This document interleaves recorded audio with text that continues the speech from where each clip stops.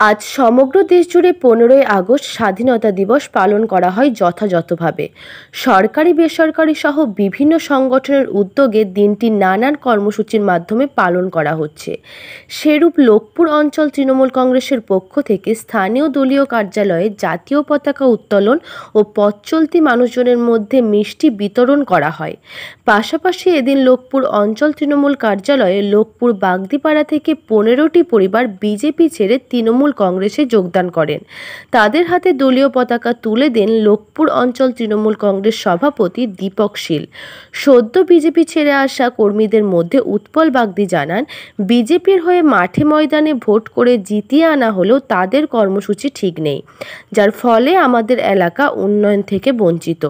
উল্লেখ্য, বিজেপির টিকিটে জেতা প্রার্থী থেকে প্রধান সহ এক সদস্য দল বদলে তৃণমূল কংগ্রেসে যোগদান করেন। তাই আমরাও মুখ্যমন্ত্রীর উন্নয়ন যজ্ঞে সামিল হতেই তৃণমূল কংগ্রেসে যোগদান করলাম।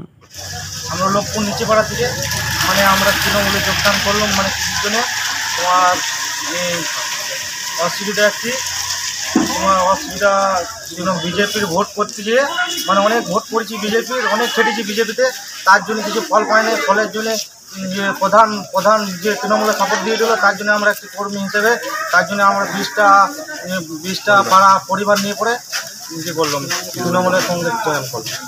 তোমার কি নাম? আমার নাম উজ্জ্বল বাগদি। আজকে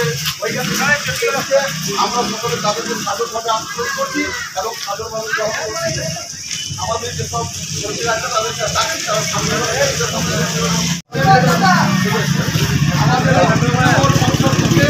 প্রায় 15টি পরিবারের যুবক ছেলেরা আজকে তৃণমূল কংগ্রেসে যোগদান করছে। আমরা তাদেরকে সাদরভাবে আমন্ত্রণ করছি। আমাদের ভাই এরা